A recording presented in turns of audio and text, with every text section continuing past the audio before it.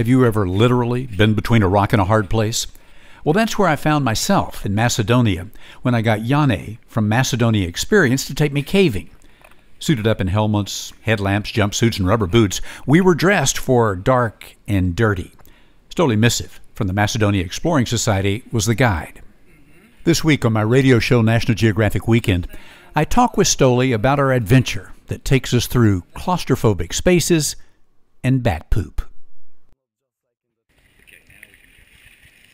So we had to hike up the hill, not far, to get to this cave entrance. And this is a cave that's a through cave, so you can go out a different end than you go in. It's the only tunnel cave in Macedonia with one entrance and another exit.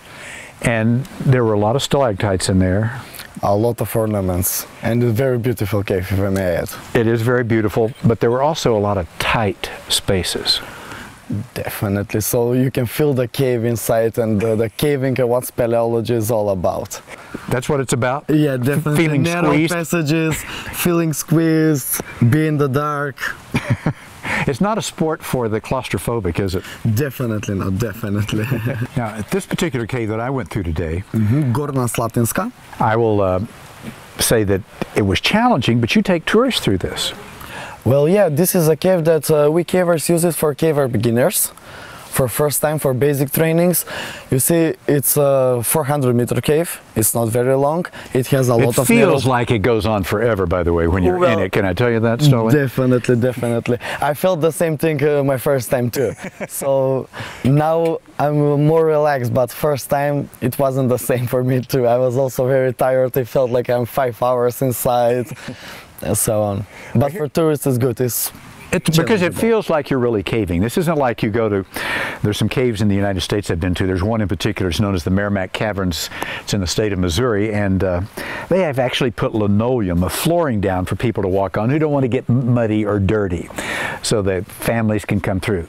That's not the case here. The floor of this was covered with limestone, some of it wet. There was dirt, and folks, bat guano.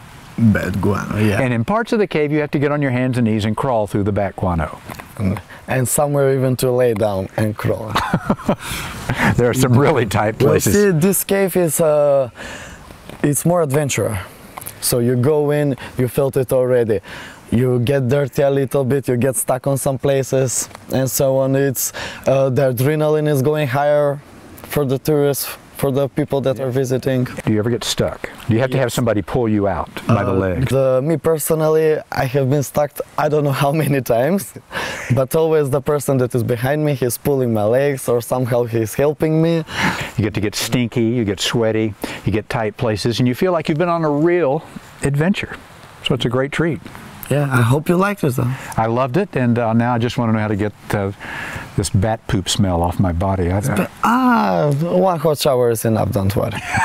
We are used to it. Mud, guano, no problem.